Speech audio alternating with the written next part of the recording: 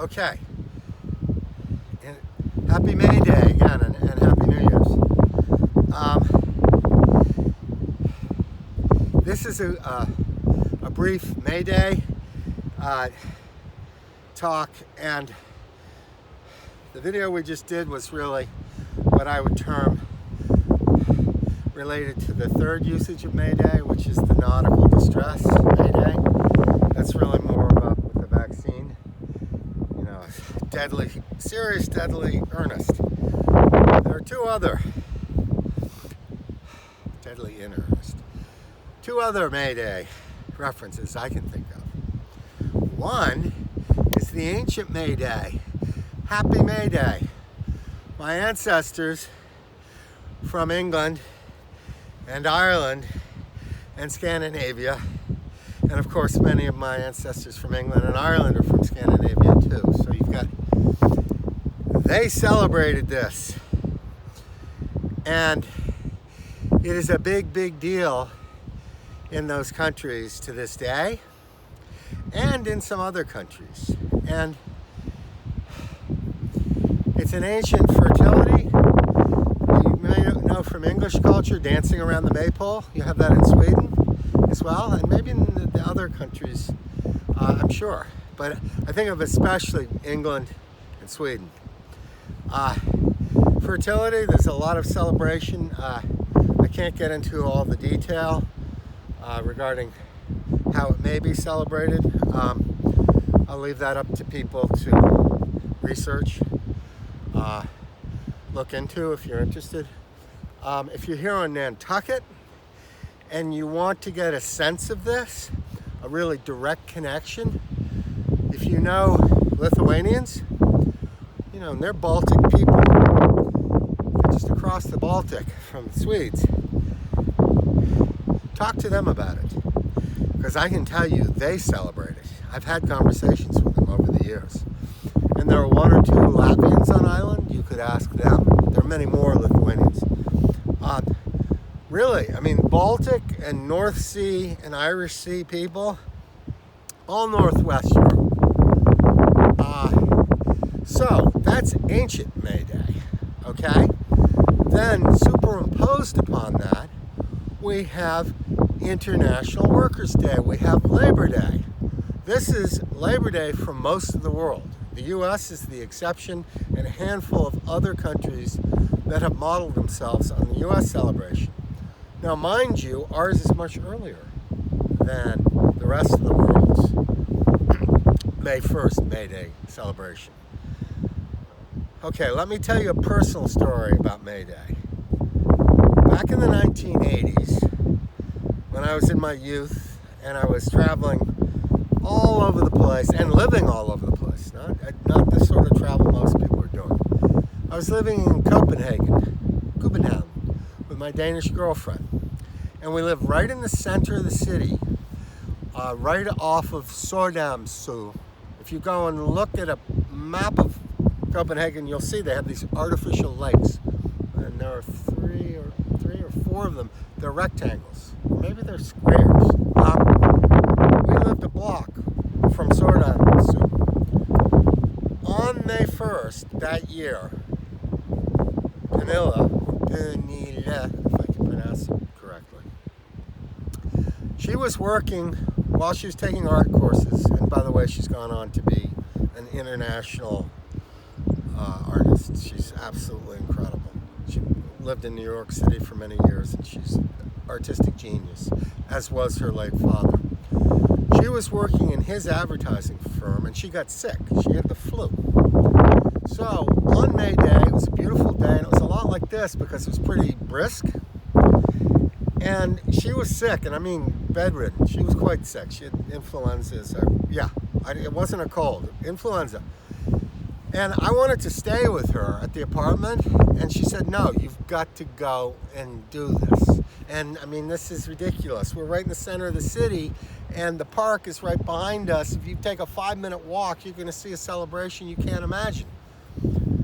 Okay, so I finally relented and went to this, it was like Central Park, although that's not a good analogy because not many trees and much smaller, but a big park, and I've forgotten the name of it. I'm sorry. So I went for a couple of hours in the late morning, early afternoon, and it was very staid and pretty quiet. There was some speeches, but none of the intense stuff, positive or negative, that you might see. I mean, sometimes there are riots, there are really intense demonstrations. There often are in Istanbul, if you look, and there are often parades in Moscow. Those are the things that always stick out when I watch. But I'm diverging. Okay, so I went, and this was a pretty calm thing. And there were a lot of speeches, but no firebrand speeches, no heavy ideological speeches. So I hung out for a couple of hours, and then I went back to the apartment to check on Pernilla. And I stayed with her for a while, but she kept insisting that I go back. So I went back to the park in the late afternoon. And mind you, in Copenhagen on May 1st, there's at least another hour of light. I mean, sunsets here at about 1938 right now, 7:38. There it would be another hour, okay? So I went back to the park in the late afternoon. It might have even been early evening. And I will tell you, there was a party going on there that made the Nantucket Wapatula and or the Mattakacham Jam, although those were bigger.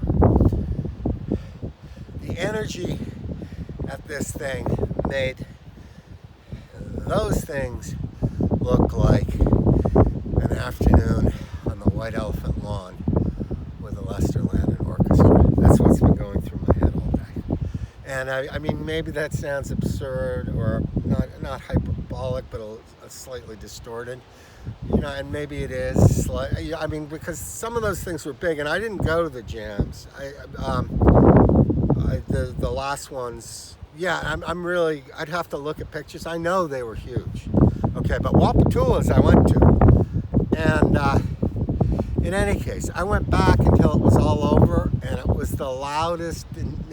There were all these wonderful rock bands and people dancing almost till they dropped, and it was wonderful. I mean, the energy was almost overwhelming, but you know what? It was all under control. That was the beauty of it. It really was.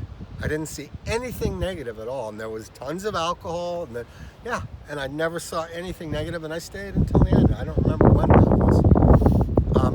I simply observed. I didn't partake in it. I was a quiet observer. And so I wanted to tell you about that.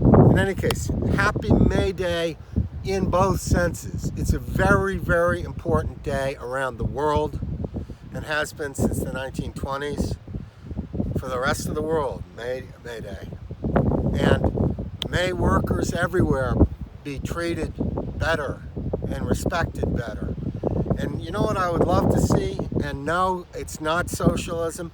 I would love to see more and more enterprises where the workers actually get very, very, very infinitesimal percentages of profit. And I can give you an example, actually, from being in Scandinavia, which is social. Those countries are social democratic, very different than socialist, very different than what I would argue is hyper-capitalist. If you go to a bar, at least years ago, a restaurant, the staff there, they don't take tips, and you have to be careful because you can insult people with tips in certain countries. Not in these countries, but in other places. However, they get a very, very small percentage of the total of the night, or day or night, their shift. So I just wanted to give you that example. Okay, that's it. Again, happy May Day, and onwards and upwards. God bless, all the best. And I'm so glad he came early this afternoon. I've had this in my head, and I was waiting until much later in the day, not expecting him until much later. That's it.